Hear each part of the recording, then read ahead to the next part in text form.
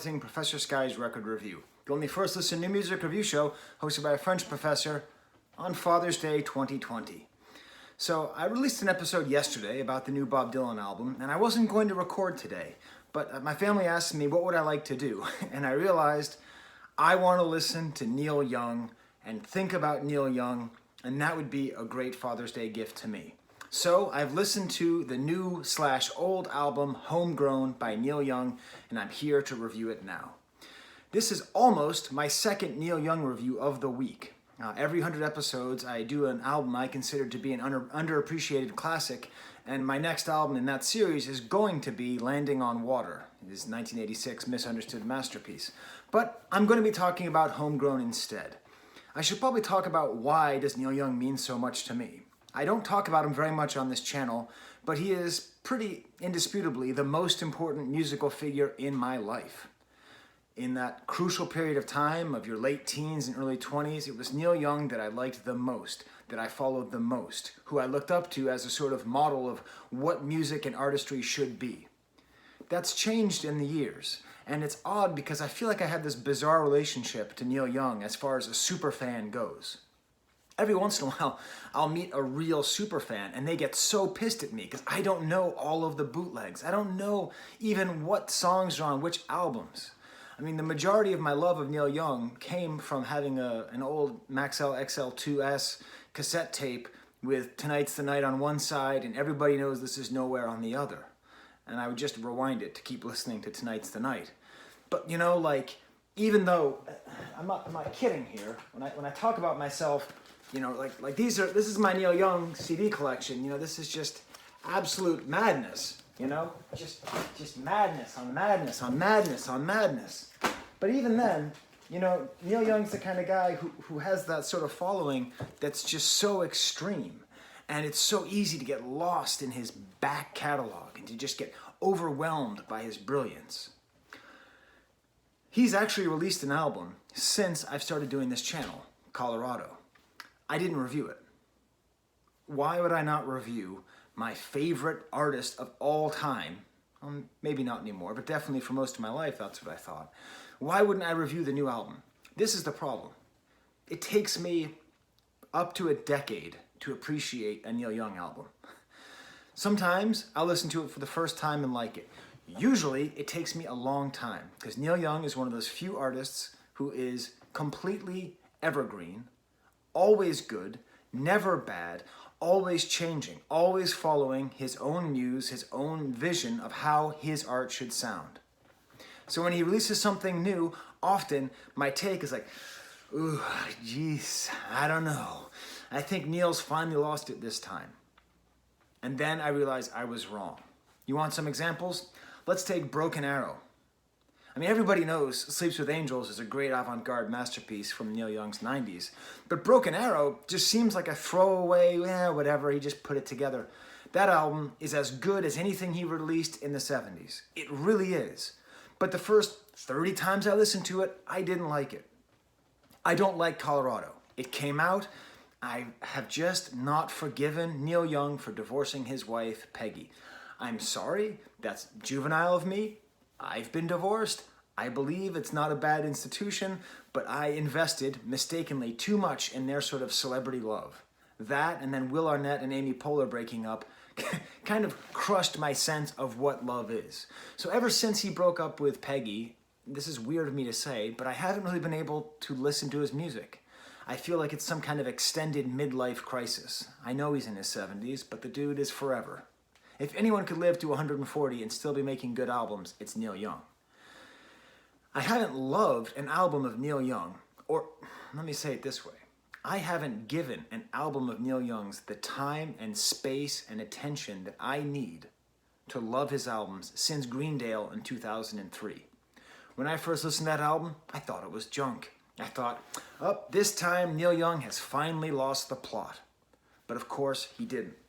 One of my favorite pieces of music memorabilia, my friend Dave, who's also recently a father, happy Father's Day, Dave, went to San Francisco and got me this. Let me just show this to you, because this is just, how awesome is this? To Skye, Neil Young. I mean, how special is that? Love the album, love this book. But this is the thing about Neil Young and his new albums. The fact that I haven't listened to La Noise or Chrome Dreams or Colorado or Living in War or Golly Gee Whiz, I Hate Monsanto, whatever that album was, is that his music and his style permits this kind of interaction. I don't think he cares.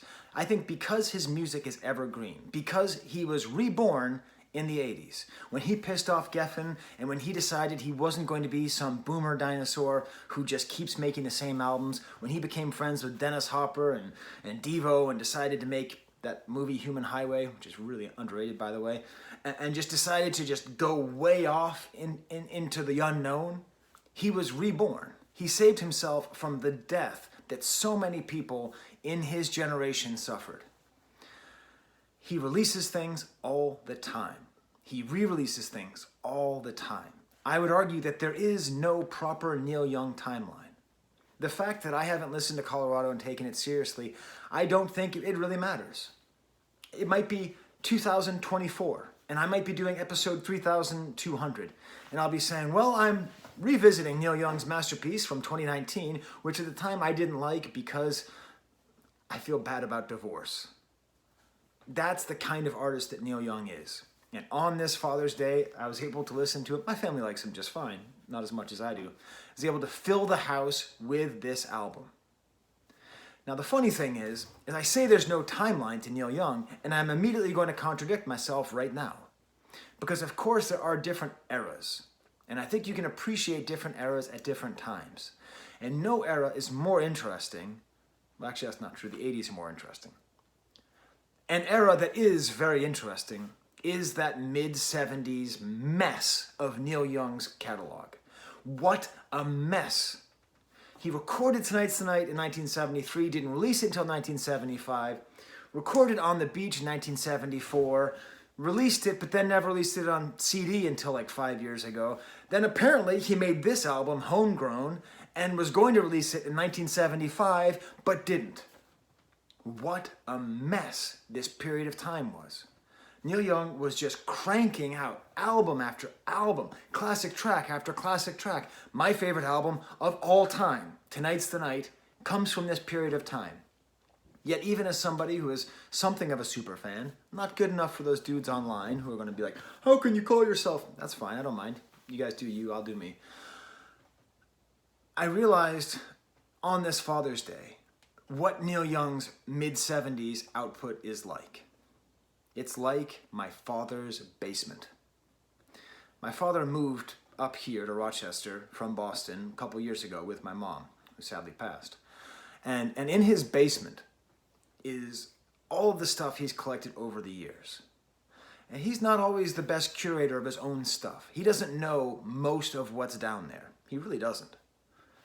A lot of it is just kind of junk, like weird old funky dunk pins and books about Chinese prints and just not that great. But almost every time I go there, I'll pull something out. Look at this, a complete box of a 1953 wind-up robot. What? Hey, look at this. This is an actual Ansel Adams print, signed by Ansel Adams, with mold growing on it. Look at this. This is a 15-foot by 5-foot banner for Plymouth Barracuda cars from 1970s. Each of these things are things I found in my father's basement. That's what the 70s Neil Young content is like. He can just say, oh, I do have that album, by the way. Here it is, and it's amazing, and it's great.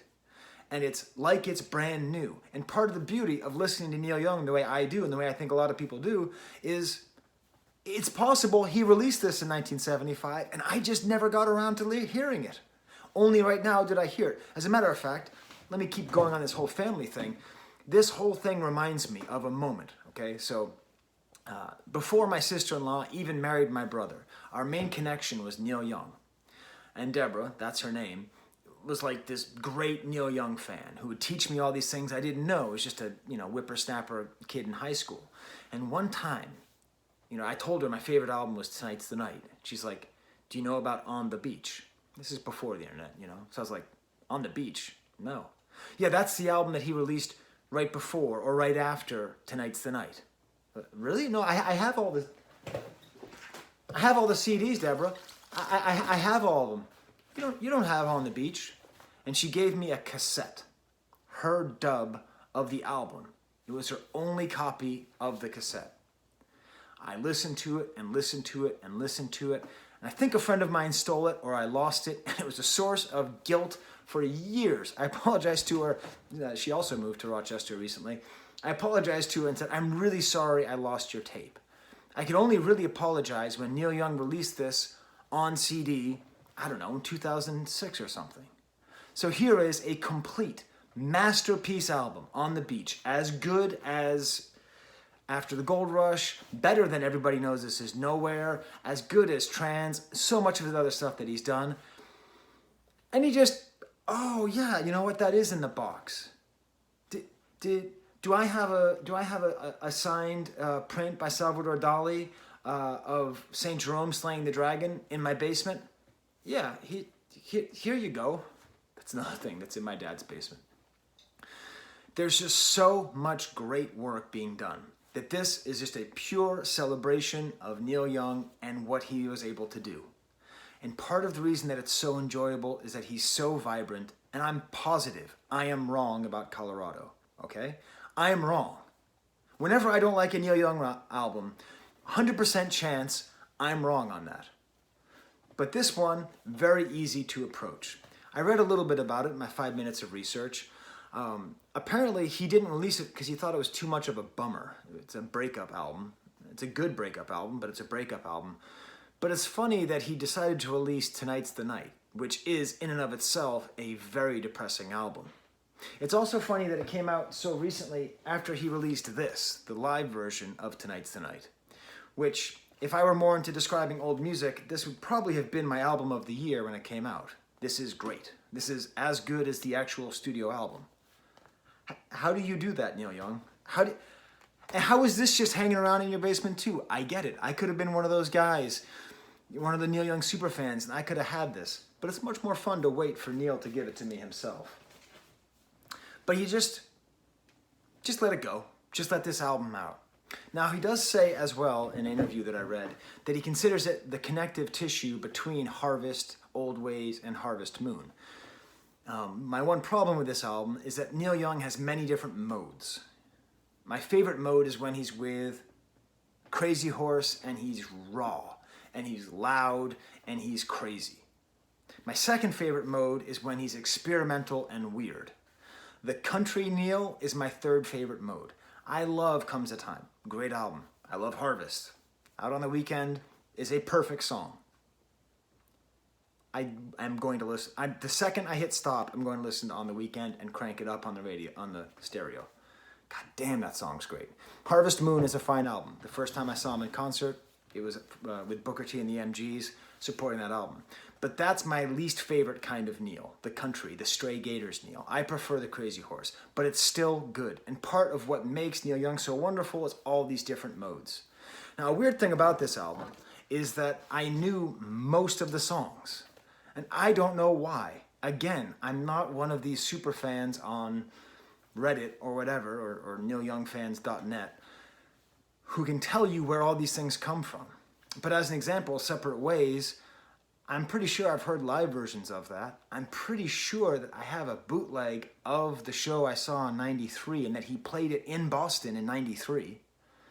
So a couple of these songs are just on other albums, but it's part of this great feeling, this box of gems from the basement that just pull it up and look at it. So let's start with the album. Let's go through all the tracks. Separate Ways. A beautiful song about a breakup. It feels to me that it's a song about divorce. I actually was starting to think, is Neil Young enough of a genius and enough of a punk to record these songs in 2020 and tell us that he recorded them in 1975? He could have done that. Now, he didn't. Do you know how I know? Levon Helm plays drums on this song. He's quite dead at the moment, so that wouldn't be possible. But still, he could have done that. And this song, this beautiful song about divorce, helped me heal from his divorce from Peggy, because it's all about how once you divorce and you have kids, then the love that you had exists and continues to breathe and live with those children. On this Father's Day, that's a beautiful message. That whatever was good, all that was good, is right there in those children that you made. That's the product of the love. It's an example of how sweet and kind the lyrics are for the most part on this album. When he's not being a dumbass on this album, he's being very sweet and kind. Great sparse instrumentation. My biggest problem with this album is that Ralph Molina, his drummer for Crazy Horse, doesn't play on it. Ralph Molina is maybe my favorite drummer, even though he's just not that good. But he's always right. I love Ralph Molina. It's okay. I think it's Himmel is the guy, the Stray Gators guy who's playing drums here. He's good. And his name means Skye in German. So there you go. It's getting hot. I have to turn off the air conditioning. This is my Sunday morning Velvet Underground shirt. See? Try is the second track. And this is really nice because it highlights Neil's vocal range. I don't mean low to high. I mean emotional range. It's kind of like gruff and grumbly, but hopeful. Nice kind of sloppy, sweet lyrics. And this is a track I challenge you to listen to multiple times. You have to listen to it to hear how well textured it is. Neil Young will slip in production when you don't expect it, because you just expect him to be all, but really, just the way the pedal steel comes in at a certain point, the way this female voice comes in, I think it's Emmylou Harris, comes in during the chorus. It's just so beautiful. At some point, this honky-tonk piano comes in, and then the best lyrics of the song, the best lyrics on the album, I'd love to take a chance, but S-word, Mary, I can't dance. Great lyrics, super interesting, and the whole song is about trying. Neil Young is underrated in many, many, many, many ways. It's insane how underrated Neil Young is. As a lyricist is one of those ways. Because often, he'll just kind of go on autopilot, Neil Young. It's about love. It's about love. Okay, but when he's trying, he can write really great lyrics. And a whole song about trying is beautiful and important. I don't know that many songs about trying. The next track is Mexico. It's a sort of half song. He's sort of rambling at a piano. There's a nice part, though, where in the chorus, the piano's a little bit less chords, a little bit more tinkling. But this is the sense you get that Neil Young is in your ear. Neil Young is in your house. Like, look out. Just shh. Don't let him know that you know he's there. But Neil Young is at your piano. It's able to give you that kind of feeling. Interesting how it ends with Daddy is a Traveling Man. I don't know what that means. If you are one of those Neil Young fans who I'm slightly insulting but also jealous of and insecure in front of, what does he mean by Daddy was a traveling man? Why is that in here? The next track, Love is a Rose.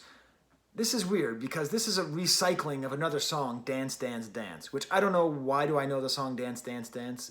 What's it on? You can tell me that too, Neil Young fans, because I've heard the song 1,000 times, but I couldn't figure out which album it's on. Neil Young is a great recycler. And this is another reason that his output is so interesting, because he'll take a song and then just lift the entire song and put different lyrics on it and do it later. You know, the album Trans, one of my favorite Neil Young albums, one of the songs has a chorus and he just took that and lifted it, and that became the verse of Harvest Moon, one of his biggest hits. And it's like, who cares? There is no timeline. Every song could be a draft for another song. God damn, I love Neil Young. This is what happens, by the way. I don't listen to Neil Young for like 8 years, and then I remember again, and then I listen, and I just never stop, and I get so into it, and then it fades out. What a blessing it is to have artists like this who can sort of come in and go out of your life as time goes on. Maybe it's just me. Do you also feel that way about Neil Young? It's really special to have an artist who doesn't dip in quality and who's been doing it for so long. Homegrown, this is weird, right? Because American Stars and Bars is an album, and I remember listening to it. It was available. And I remember always thinking it was a weird album. Like, something about it feels off. Only now, only today, June 20th, June 21st, 2020 did I actually take some time to look at the liner notes and realize all these things were recorded at different times. This is sort of his announcement to the world that the mid-70s were my dad's basement. So the version on Homegrown, on American Stars and Bars, is funny because I listened to this new version. It's not with Crazy Horse, it's with this other band. And I'm like, well, you know what? I like this version better. I like the new version better. The new old version better. God damn it, Neil Young. No timeline. Forward is backwards. I like the new old version better. I hate to say it, but the drummer is doing some cool things that Ralph Molina can't do, which is to say anything flashy at all. And it has this great detuned guitar. It's somehow more raw. And I said, yep, I prefer the new version of Homegrown. And then just for fun, I put on the version from American Stars and Bars. And immediately I'm like, nope, I like this version better. The original version is the better version. The original second version is better than the new old version. Which is to say, I have equal love for both. And it's funny because I despise the song's lyrics. I hate songs about pot. I hate it. I just hate it. I hate pot. I hate the whole thing. Which makes my love of Neil Young quite contradictory and difficult at times. But still, this is a song that has always been able to highlight Neil's ability to harmonize. I don't listen to Crosby, Stills, Nash & Young. I don't own a single album by them. I couldn't tell you more than 3 or 4 of their songs. I don't know why. I don't own any Buffalo Springfield either. I'm a terrible Neil Young fan. I like Neil Young. So when he does have harmonies, it's kind of special for me because I don't consider that to be part of what makes Neil Young Neil Young. So in this song, they're able to do it well, have the harmonies, but then mix it with his kind of his rough and rowdy guitar work. The next track is called Florida, which is sort of a great, weird, stoned Neil Young story where he's talking about being in Florida in the 50s or some kind of mess. It's almost impossible to listen to because there's all this like feedback and distortion happening. There's something about a glider hitting a building. I don't know. But it reminded me of this. One of my favorite albums that I bought the day it came out. Neil Young's Arc. Do you know what this is? Okay. All you super Neil Young fans are like, yes, we do. This is an album exclusively of feedback. How cool is Neil Young that he released an album exclusively of feedback? Now, there's also Weld, the live album from this tour, which I'm sure I own too. But this is just feedback. This is what he's giving you. I remember at the time reading an interview with Bruce Springsteen, and Bruce Springsteen was complaining that his fans weren't as devoted as Neil Young's fans. And to that I say, well, yeah, that's because like Neil Young rules. You're great, Bruce Springsteen, but Neil Young rules. The next track, Kansas, I hate to tell you, but Neil Young is back in your house. This time he has a guitar.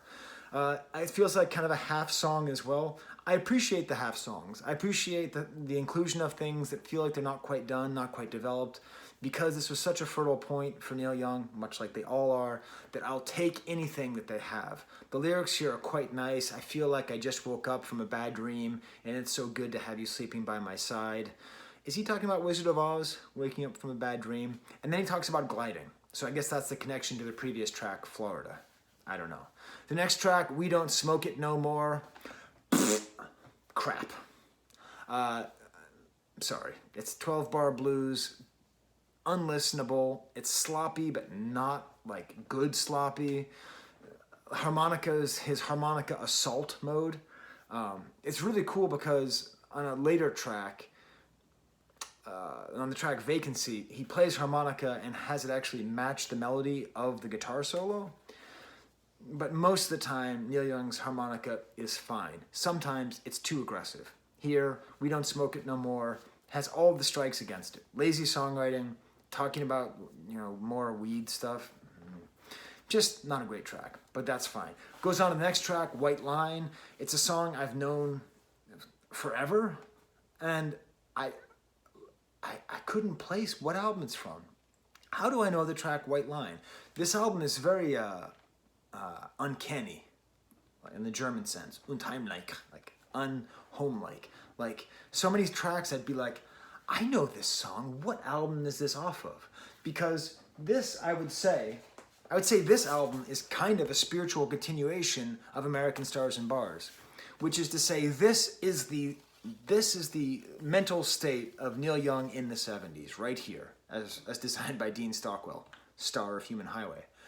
And whenever we're in this weird world, this mixed up, drunken, high, underwater, genius world, we don't quite know where things are. Things like song names and albums and track listings sort of fade off, and we just end up in Dean Stockwell's dream.